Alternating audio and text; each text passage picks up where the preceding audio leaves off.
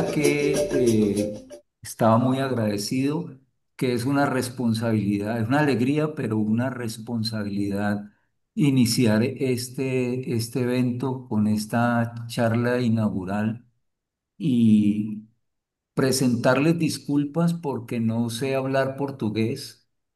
Entonces decía que la situación con los idiomas es porque en la adolescencia nos daban, en el bachillerato, en la educación media, nos daban inglés, pero también francés, y teníamos el castellano como lengua materna, una lengua imperial como el castellano que había sido impuesta.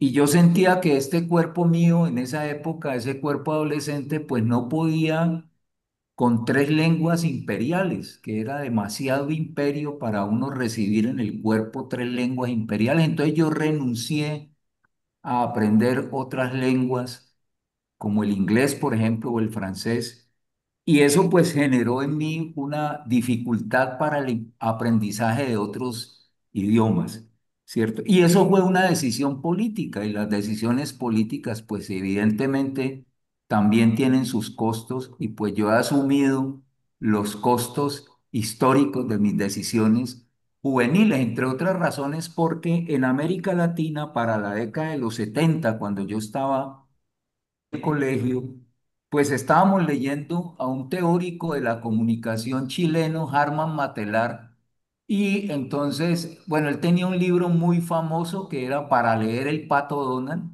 era como la decodificación de esa historieta que tenía pues todo un contenido, ¿cierto? Que se vehiculaban mucho de la ideología del capitalismo a través de esa historieta. Eh, y entonces ahí también ellos discutían sobre el imperialismo cultural y parte del imperialismo cultural tenía que ver con el aprendizaje de las lenguas. No sé si estoy hablando muy rápido para efectos de la traducción, me van diciendo, porque uno se va emocionando y va hablando cada vez más rápido, entonces pues estoy intentando controlar esa situación. Entonces, en esta charla, en esta conversa, es muy grata también porque creo que tenemos que ir cada vez más juntándonos entre lo que es la América Latina y lo que es Brasil, que desde América Latina nosotros sentimos que es otro continente. Es un continente dentro del continente y de alguna manera en el proceso educativo nuestro, en el caso de Colombia, mi lugar en América Latina es Colombia, pues nos mostraban a Brasil como otro mundo, otro universo, entre otras cosas, porque pues tenían otro idioma, ¿cierto? Un idioma que nunca nos aproximaron al portugués. Digamos, era tan lejano el portugués para nosotros, porque entonces era otro imperio que había llegado a colonizar y pues no teníamos nosotros nada que ver con ese otro imperio que había colonizado esa parte, pues de lo que también constituye esta América nuestra. Y fíjense ustedes las dificultades iniciales, pues porque, como dice Edmundo de O'Gorman, un investigador mexicano, pues América fue una invención, ¿cierto?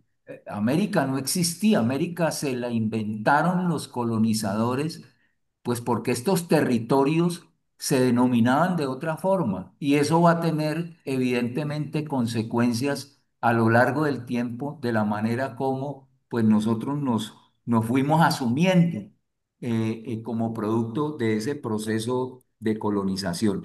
¿Y por qué hablamos de la colonización? Pues porque es un hecho histórico que no podemos soslayar, que no podemos pasar por alto, ¿cierto? Porque de alguna manera esto transformó el devenir de nuestras sociedades, de los binarios, de los que existían aquí y de aquellos que llegaron en el proceso de la trata negrera de la diáspora africana. Entonces, es, estas conversaciones se enmarcan en lo que Laura Rita Segato ha hablado del pensamiento incómodo.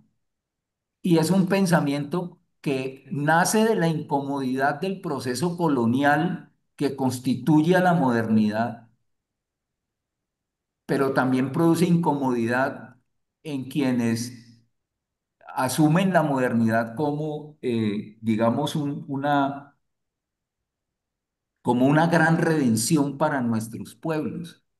Y aquí habría que hacer unas precisiones porque en las discusiones que hay sobre la opción de colonial, eh, pues la crítica que la opción de colonial hacia la modernidad no es a la modernidad en su conjunto, sino a esa situación problemática que la constituye, que es la colonialidad.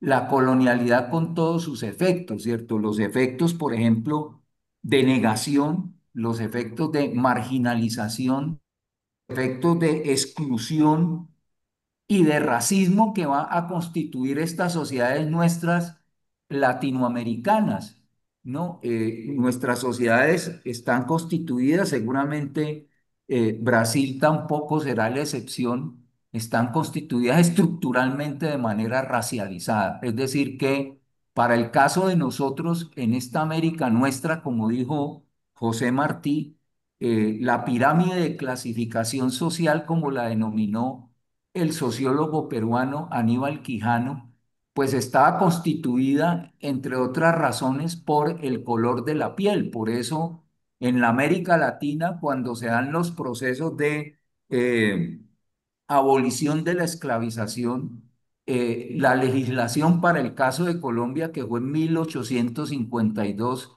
planteó libre de todos los colores. Es decir, que el color de la piel clasificaba a la gente en esa pirámide y la ubicaba en esa pirámide de clasificación social. Y eso va a ser interesante también justamente porque entonces ese proceso colonial lo que va a hacer es una estratificación, ¿cierto? Y va a colocar, digamos, cúspide de esa pirámide a los hispanos que en esta América se convirtieron en blancos, como lo plantea Quijano, ¿cierto? Esa blancura fue constituida acá en América, esa configuración de lo blanco. Y luego en el proceso de independencia nuestro, en la segunda mitad de, bueno, en el siglo XIX, a comienzos del siglo XIX, lo que va a hacer es que el criollato, es decir, los hijos de los hispanos nacidos en América, pues van a expulsar al imperio, pero la clasificación, la pirámide se mantuvo intacta y el pensamiento también. Por eso es que Enrique Dussel hacía una distinción entre la emancipación y la liberación. Tal vez nosotros nos emancipamos del yugo español, pero no nos liberamos de ese pensamiento que nos llegó y que se fue imponiendo. Tal como lo decía en alguna oportunidad Franz Fanon, que el problema del blanqueamiento no era el problema del blanqueamiento epidérmico, sino del blanqueamiento mental, ¿cierto? Cómo íbamos asimilando esa cultura del otro que se nos yendo, y a partir de esa imposición, entonces fuimos construyendo una imagen, pero también un imaginario de lo que somos.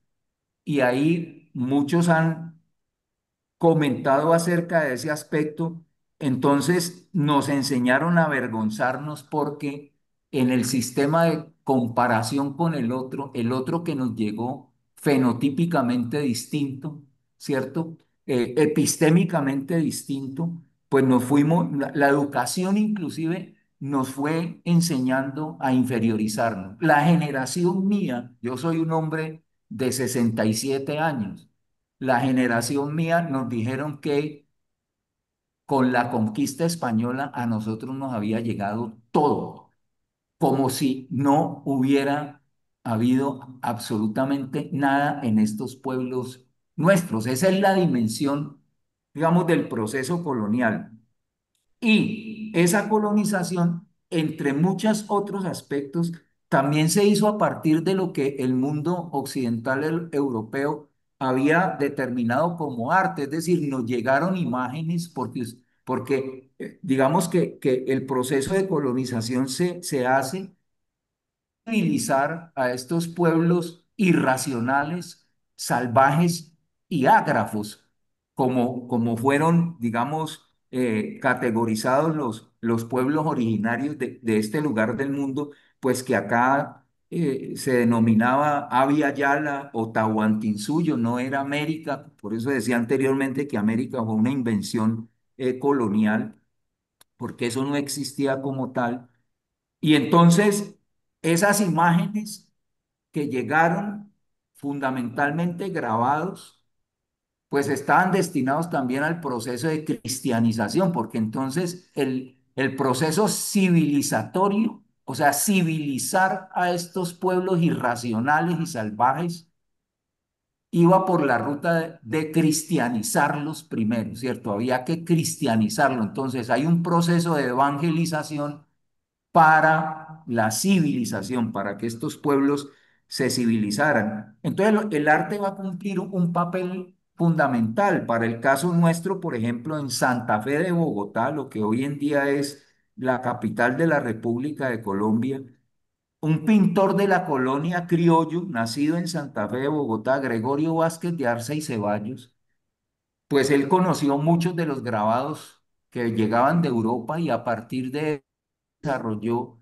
toda una pintura que es la gran pintura colonial, bueno, en las denominaciones que se hacen, a veces eufóricas, se dice que Gregorio Vázquez de Arce y Ceballos es el Miguel Ángel del siglo XVIII en el caso de Colombia, ¿cierto? Entonces, bueno, también esto lo digo porque siempre estamos haciendo referencia con lo más distante, siempre estamos reconociendo lo más distante y estamos negando lo más próximo, ¿sí? Y eso lo digo porque en el desarrollo de la conversación, al final vamos a conversar un poquito sobre las prácticas creativas de reexistencia basadas en lugar, que sería como el eje central de esta conversación. Entonces, ahí se va a crear una asimetría que me parece bien interesante para el caso de nuestra historia, ¿cierto? Y es que esas producciones de estos pueblos no fueron consideradas como arte. Digamos, todo lo que hacían nuestros pueblos tallando la madera o tallando la piedra o utilizando elementos como fibras naturales para la cestería o como los hilos que se producían a partir de el pelo de animales como los ovejos para hacer los tejidos. Eh, Todo eso fue considerado menor, es decir, no entró dentro de la categoría de arte y se configuró con el tiempo.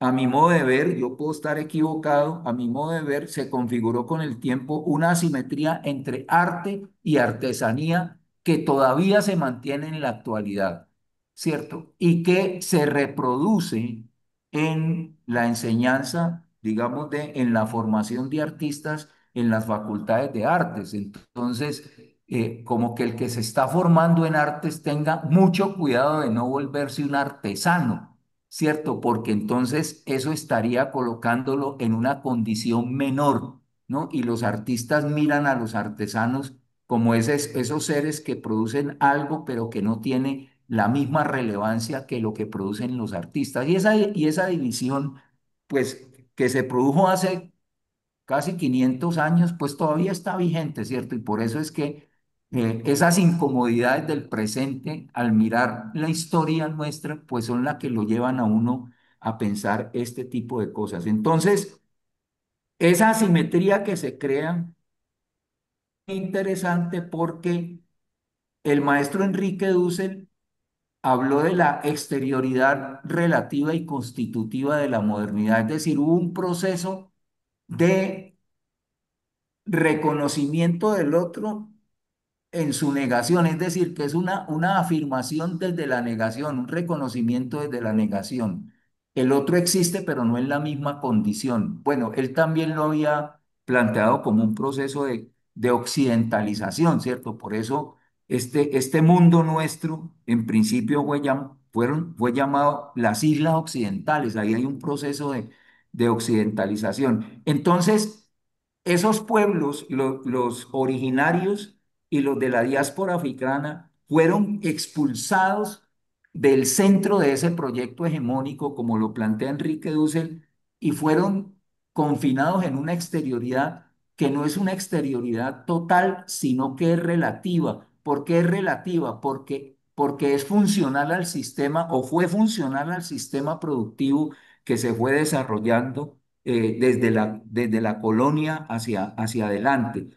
Entonces, lo que yo hoy miro, ¿qué es lo que hay en esa exterioridad relativa y constitutiva de de la modernidad? Pues digamos que fue no tanto negada, sino inferiorizada, ¿cierto? Eso lo llamaría provisionalmente así. Esos productos creativos de nuestros pueblos, ¿dónde fueron quedando? En esa exterioridad, no fueron haciendo parte de la centralidad de ese sistema que luego en el siglo, a finales del siglo XIX, a comienzos del siglo XX en Colombia, cuando empiezan a aparecer las primeras academias de arte, pues esas manifestaciones no entraron en el sistema educativo del arte, ¿cierto? Porque eso era artesanía. Por ejemplo, todo el trabajo de de los alfareros, de la gente que trabaja con el barro, o todo el trabajo de la gente que trabaja con el oro, ¿cierto? Que hacen esa filigrana tan fina, por ejemplo, en el Pacífico nuestro, en el Pacífico Sur. Eh, Todo eso fue quedando por fuera de la formación de los artistas, pues porque entonces eran las artes como la pintura o la escultura, ¿cierto? Fundamentalmente en las academias de arte que se enseñaban, pero esas otras maneras de hacer no fueron consideradas. Entonces, cuando yo empiezo a observar esa dinámica, yo voy a construir una una denominación. Entonces, ¿por qué? Porque el proceso colonial generó una reacción, ¿cierto? Y eso en toda parte donde ha habido colonización, pues porque los procesos de colonización se hacen con el ejercicio de la violencia. El maestro Dussel lo decía muy claro, no hay un ejercicio colonial que sea pacífico, es una imposición, es una ocupación territorial, ¿cierto? Y es una imposición cultural, ¿no? Como lo decía también Aníbal Quijano, ¿cierto? Es una colonización cultural. Entonces son procesos violentos que se dan con el ejercicio de la fuerza, de la violencia, pero también de la violencia, no solamente la física, sino de la violencia epistémica y de la violencia simbólica. Entonces, la decolonialidad, para mí, ¿cierto? No es tanto un discurso teórico, académico, sino que la decolonialidad es una praxis histórica. Es decir, nuestros pueblos originarios y los de la diáspora africana, pues han venido haciendo la decolonialidad desde el mismo momento que sufrieron el embate colonial acá en América y en el proceso de esclavización mm, de sometimiento y de desarraigo violento del África y la implantación en América. Entonces, digamos que yo parto por entender la decolonialidad en ese sentido. Y esa respuesta, digamos, de nuestros pueblos de distinta manera, ¿cierto? Con rebeliones, con arrochelamientos, se le llamaba así, por ejemplo, en el caso de los levantamientos de los esclavizados en las haciendas, inclusive de los infanticidios, ¿no? De la matanza que hacían los padres de los niños y las niñas para que no fueran sometidos. Todas esas formas de oponerse a la opresión pues yo las considero como actos decoloniales, ¿cierto? Actos de enfrentar un sistema colonial opresor, explotador, que generó despojo de la tierra. Por ejemplo, las luchas de los pueblos originarios hoy en día en Colombia tienen que ver con la recuperación de la tierra. Bueno, vienen desde la década de los 70 para el caso del departamento de la provincia donde yo estoy en este momento, que es el Cauca, pues esos procesos de recuperación de la tierra iniciaron en la década de los 70, ¿cierto? Y ahí un pueblo acá originario que es el pueblo Misak, que ellos plantearon recuperar la tierra para recuperarlo todo, por esa relación que hay tan fuerte, ¿cierto?, de el universo de sentido cultural con el territorio, con el territorio y la territorialidad que se construye ahí. Entonces, la decolonialidad como un proceso de transformación de esas condiciones de exclusión, marginalización, racismo, patriarcado, sexismo, es una praxis histórica. Y entonces, estos pueblos nuestros y los de la diáspora africana se resistieron también a que sus expresiones fueran, desaparecieran, ¿cierto? Entonces, por eso todavía seguimos teniendo en nuestras comunidades, como las tienen ustedes en Brasil o los pueblos rurales en distintas partes de esta América nuestra, ¿cierto? Esas manifestaciones que no necesariamente habría que mirarlas en clave de lo artístico, por una razón fundamental. En las estructuras lingüísticas de nuestros pueblos originarios, el concepto de arte no existe. No existe, ese concepto no existe porque las estructuras lingüísticas son distintas.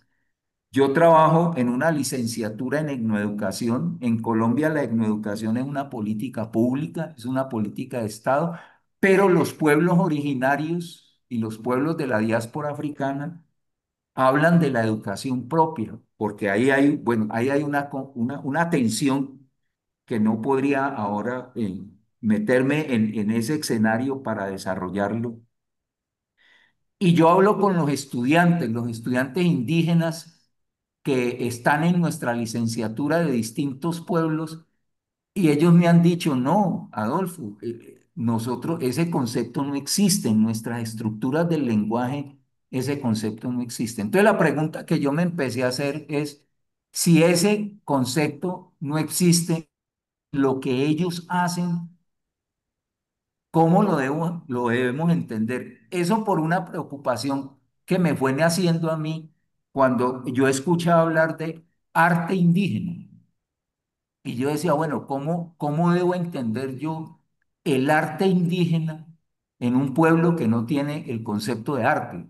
Es decir, le estamos asignando a esos pueblos unas categorías que en sus estructuras lingüísticas no están, ¿cierto? Para denominar lo que hacen, ¿no? Esos productos materiales también, pero que generan una simbología, porque muchos de ellos fueron elaborados no solamente para la contemplación, porque luego nos podríamos meter con el tema de la estética, que ya voy para allá, ¿cierto? Por esa forma que yo voy a nombrar inicialmente, sino que son elementos que se hacen para los rituales, por ejemplo, que tienen una función social, mítica, si se quiere, simbólica, que va más allá de la elaboración en el sentido de lo bello, como también luego el mundo occidental va a establecerlo, creo que después del siglo XVIII, cuando empieza la reflexión filosófica sobre lo bello y se va a crear la categoría de la estética, ¿cierto? Entonces, cuando yo empiezo a observar todas esas producciones que están en esa exterioridad relativa, yo planteé esta denominación estéticas decoloniales. Yo empecé a hablar hace por ahí como 20 años de las estéticas decoloniales, es decir, de unas formas de producción que se enfrentaban a esas formas que habían sido impuestas a partir de una lógica y también de una estructura, digamos, epistémica que la fundamentaba, eso que el mundo occidental que nos llegó denominaba arte. Entonces, esos productos de estos pueblos también se han enfrentado históricamente, ¿cierto? Con sus expresiones musicales, dancísticas, ¿cierto? Con su iconografía, con los tejidos, eh, con la cerámica, por ejemplo, con la talla en piedra, con todas estas manifestaciones también se han enfrentado a esa lógica colonial de ver estos productos desde un punto de vista específico, hegemónico, ¿cierto? Entonces, esa presencia hoy en día de esas manifestaciones me llevó a plantearme el concepto de estéticas decoloniales. Y luego yo voy mirando que la decolonialidad lo que va a producir entonces es unas formas de vida distintas a las que el sistema colonial está intentando imponer. Y yo voy viendo eso cuando yo hago un trabajo sobre la comida de los esclavizados en las haciendas del siglo XVIII en un territorio que es el Valle del Patía al sur de Colombia. Y yo empiezo a estudiar la dieta alimentaria y empiezo a ver cómo esos esclavizados empiezan a sembrar su propia comida, digamos, más allá de lo que los códigos negros o los códigos negreros, que eran los que regulaban la vida de los esclavizados en las haciendas o en el marco del sistema colonial, establecía, ¿cierto? Entonces ellos no podían sembrar, ellos no podían comercializar lo que hacían. Bueno, había una normatividad que regulaba la vida de estos seres. Yo lo que voy encontrando en esas haciendas es que en los límites, en las partes más lejanas de las haciendas, ellos empiezan a sembrar su propia comida. Es decir, empiezan a crear su propio mundo, intentando construirse como sujetos, porque no eran personas, eran mercancías. Cuando yo voy viendo esos procesos, entonces yo digo, aquí hay un proceso en esa confrontación con el Estado colonial, aquí hay un proceso de reinvención de la vida. Estos temas con la maestra Zulma Palermo, que está aquí y que va a estar en el cierre también de este evento, en la charla de cierre, lo hemos venido conversando desde hace mucho tiempo, ¿cierto? Y entonces a esa reinvención de la vida yo le denominé reexistencia. Es decir, no solamente era resistir en el sentido de contener el poder, la opresión o la explotación del poder colonial, sino que era intentar construir una vida más allá de la imposición que el poder colonial establecía. En el espacio de conversa, pues podemos conversar sobre todas estas inquietudes, ¿cierto? Y las que ustedes tengan para que me enseñen desde sus lugares, ¿cierto? Porque aquí también estamos hablando de lo situado, ¿no? El proceso colonial nuestro del Imperio Español es un asunto seguramente distinto que el proceso que ustedes pudieron vivir. Bueno, en América Latina eso tampoco fue homogéneo, ¿cierto? Una cosa fue la colonización en México, otra en Centroamérica, otra en Sudamérica, en los países del sur, por ejemplo, donde es Zulma, que es de Argentina, fueron procesos diferenciados. Entonces, por eso lo situado va a ser importante, pues, para poder entender la complejidad de los procesos de colonización. Entonces, yo voy a nombrar la reexistencia. ¿Y qué es esa reexistencia? Entonces, son todos aquellas estrategias que los pueblos originarios y los por africana históricamente han empleado justamente para inventarse o reinventarse la vida, para tratar de vivir a partir de la autonomía que van construyendo para definir cómo quieren vivir y no simplemente para responder a la imposición de las formas de vida que el poder colonial está determinando. Hay un historiador afrocolombiano, Santiago Arboleda Quiñones, que él ha hablado de las suficiencias íntimas. ¿Y qué son esas suficiencias íntimas? Es todo el acervo cultural que los pueblos tienen en un momento dado y que emplean para superar las adversidades, para superar las situaciones problemáticas como la explotación, el despojo, la marginalización, el racismo, el sexismo, bueno, las exclusiones de todo tipo. Entonces, las suficiencias íntimas están garantizando ese proceso de reinvención de la vida. Esas suficiencias íntimas yo las voy viendo justamente en esos procesos creativos. Entonces, aquí nos vamos en otro terreno porque yo voy empezando a hablar de procesos creativos y me voy distanciando un poco del concepto de arte. Bueno, yo no sé si un poco o mucho, ya no podría afirmarlo ahora contundentemente, pero lo que yo voy sintiendo es que la categoría arte no alcanza a explicar esos productos que en nuestros pueblos se realizan y que tienen unas dimensiones mitológicas, simbólicas, rituales, ¿cierto? Que no necesariamente se corresponden con los patrones establecidos, por ejemplo, para la elaboración de una obra de arte. La formación mía como artista en la Universidad Nacional en Bogotá fue una formación eurocéntrica, ¿cierto? La historia del arte que a mí me dieron fue la historia del arte de la Europa occidental. Nosotros no vimos de América Latina en todo el pensum académico de América Latina. Yo vi un curso de historia de América Latina, pero de la India no veíamos nada, del África no veíamos, de Asia no veíamos nada. Es decir, el universo era Occidente. Y eso va a tener pues implicaciones después para uno intentar, digamos, deshacerse de toda esa visión de mundo que nos fueron construyendo a través del sistema educativo. Bueno, entonces, volviendo al tema de la reexistencia,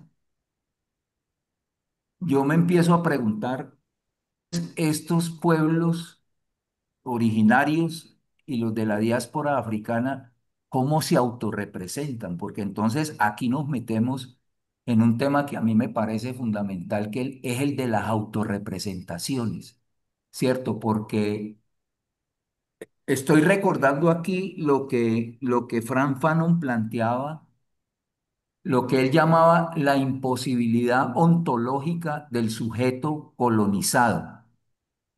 Y él decía que el sujeto colonizado tenía una imposibilidad ontológica porque él no podía construir la imagen de sí mismo porque estaba mediado por la imagen que el colonizador había construido del sujeto colonizado. Y ahí, como diría el maestro Enrique Dussel, hay un entrampamiento interesante, ¿cierto? Un entrampamiento que inclusive lo podemos ver.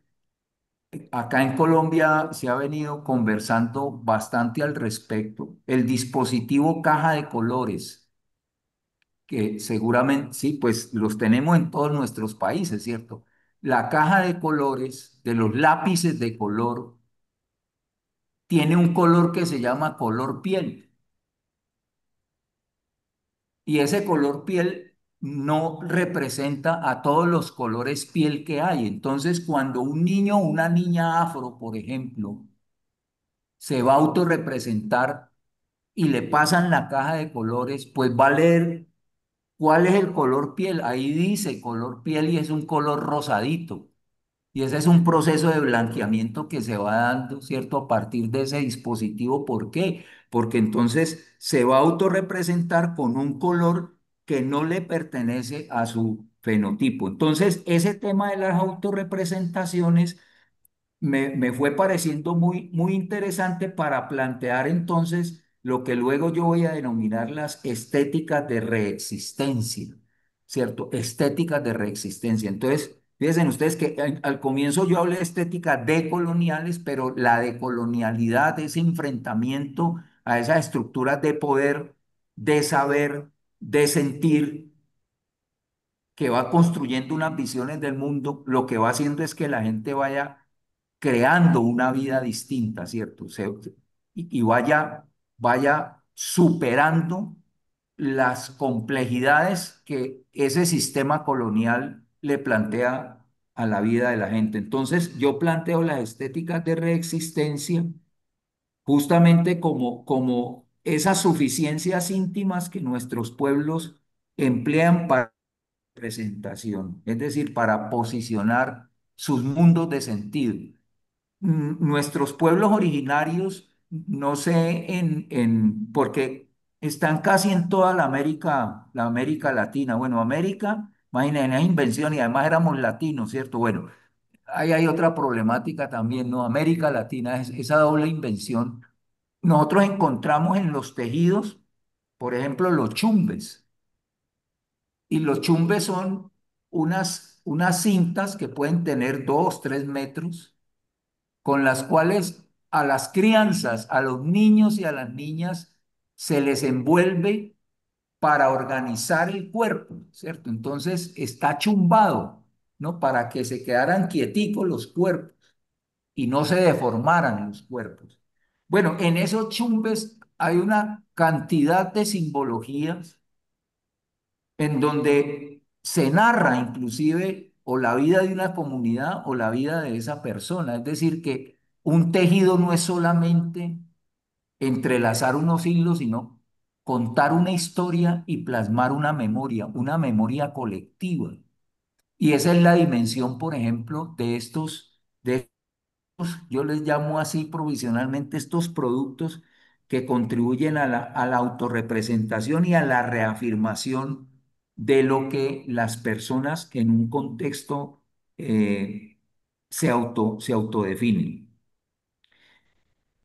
Mirando yo este tema de la reexistencia, entonces el concepto de estética, así como el concepto de arte inicialmente, me empezó a parecer estrecho. ¿Por qué? Porque si la estética es la reflexión sobre lo bello, pues estos pueblos también han elaborado muchas cosas no pensando en la belleza, ¿cierto? No necesariamente pensando en la belleza, sino pensando en la representación de sus mundos simbólicos. Por eso es que uno va encontrando, no la tengo aquí conmigo, por ejemplo, las mochilas, ¿cierto? Que tienen elementos eh, geométricos, figuras geométricas, y son figuras geométricas que están representando la simbología y el pensamiento de un pueblo. Es decir, que un rombo para uno de nuestros pueblos originarios es el ojo de un animal, no es la figura geométrica abstracta, sino que eso está relacionado con la naturaleza, con esos elementos de la naturaleza que también significan. Entonces, el concepto de estética se me empieza también a volver muy estrecho porque va apareciendo y en eso, pues, en el caso del pensamiento decolonial, Walter Miñolo empieza a reivindicar el concepto antiguo griego de la aiestesis como el mundo de lo sensible, no solamente el mundo de lo bello, ¿cierto? El mundo de lo sensible puede ser mucho más amplio que el mundo de lo bello. Entonces, yo me empiezo a separar del concepto de la estética pensando en el mundo de lo sensible. Y entonces voy llegando a las prácticas creativas, a las prácticas creativas. Y lo digo en este sentido, escuchando en la intervención inicial de la maestra Inés y por aquí también está en la sala y va a participar de este evento. Romero, por ejemplo, que ha trabajado sobre la fiesta, ¿no? Y sobre el carnaval de Oruro y toda la simbología que hay allí. Entonces, hay unas manifestaciones que no necesariamente caben dentro de lo que podríamos llamar arte, pero son procesos creativos. Ahí tenemos la comida. ¿Sí? La comida es un proceso creativo. Formas organizativas de participación que tienen nuestros pueblos. Ustedes lo tendrán en el caso de Brasil, pero también en los países de América Latina, están denominados de otra manera es para nosotros es la minga, minga, que es el trabajo colectivo. Ya ustedes pensarán, ah, bueno, acá nosotros le llamamos, de qué forma se llama? Lo nombran, por ejemplo, reunirse para hacer un trabajo colectivo y participativo. En los pueblos indígenas nuestros, Cayapa, nos dicen por allí desde algún lugar, Robinson Pérez. Cayapa, bueno, ahí podemos ir encontrando las distintas denominaciones del trabajo colectivo. Las comunidades, sobre todo, Chirasti, porque ahí van Mira, apareciendo los nombres y era un poco también lo que ahora en la intervención creo que fue el maestro Leonardo, él decía, bueno, vamos encontrando lo que nos une, ¿cierto? No, no reafirmemos tanto lo que nos distancia, claro, somos diferentes. Y el maestro Mutirao, bueno, ahí aparece otra.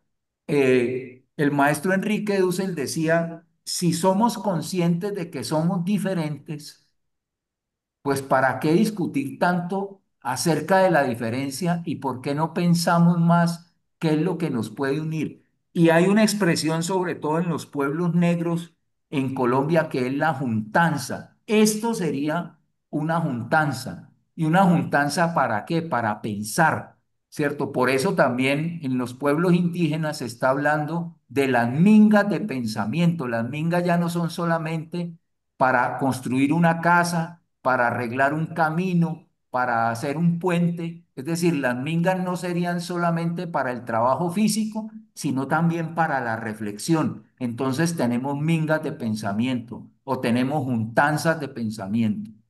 Por eso yo le agradezco a la maestra Inés que haya invitado justamente porque pues esto nos acerca más a el Brasil y sus culturas. Hace 15 días estuve en Joinville, creo que se pronuncia así, en el estado de Santa Catarina, ¿cierto?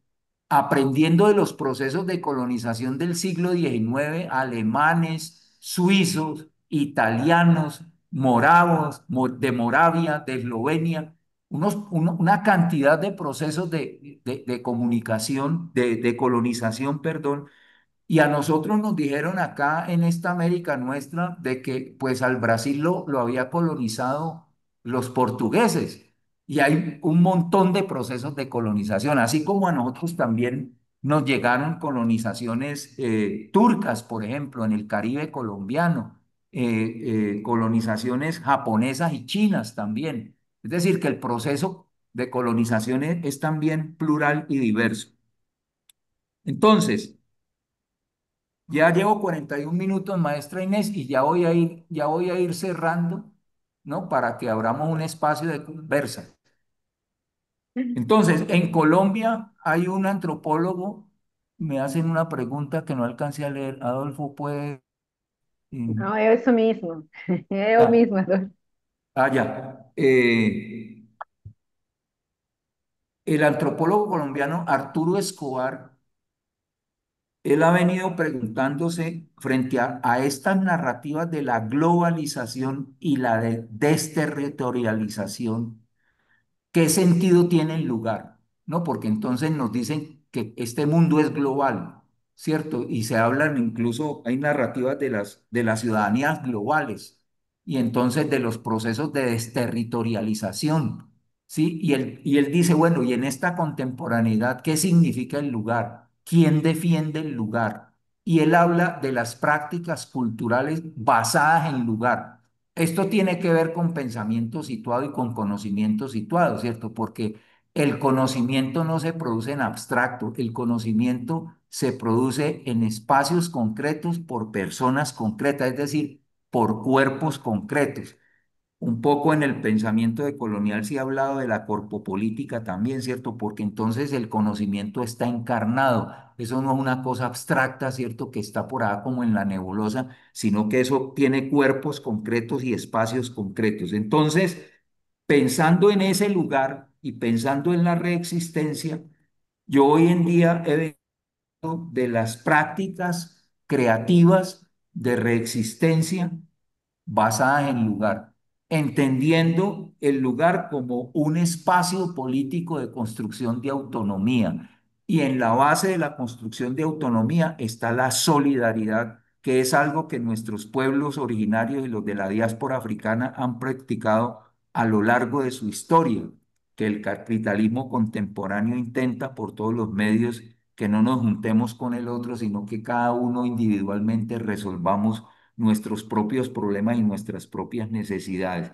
Entonces, prácticas creativas, ¿por qué? Por lo que les decía, en las comunidades no todo lo creativo se resuelve por la vía de lo artístico.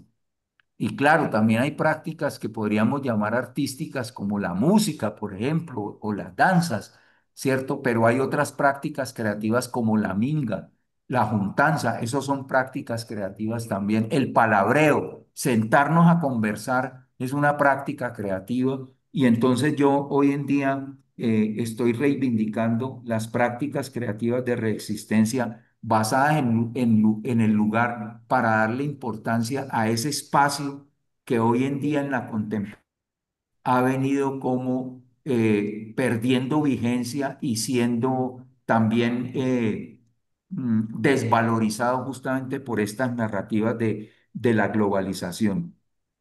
Aquí he hecho un recorrido así largo eh, pero sintético de de esos aspectos que he venido pensando y que era lo que en la tarde de hoy quería compartir con ustedes. Con la maestra Inés, bueno, estuvimos conversando y ella me decía, no, Adolfo, tranquilo, habla tranquilamente, eso es una conversación, pues porque a mí estos eventos me dan como miedo, ¿cierto? Yo no sé por qué. Bueno, con mi gratitud por la escucha de ustedes, por haberse dado el tiempo escuchar estas cuestiones que son provisionales también, que no tienen ninguna pretensión, sino abrir un espacio amable, fraterno y generoso de comunicación.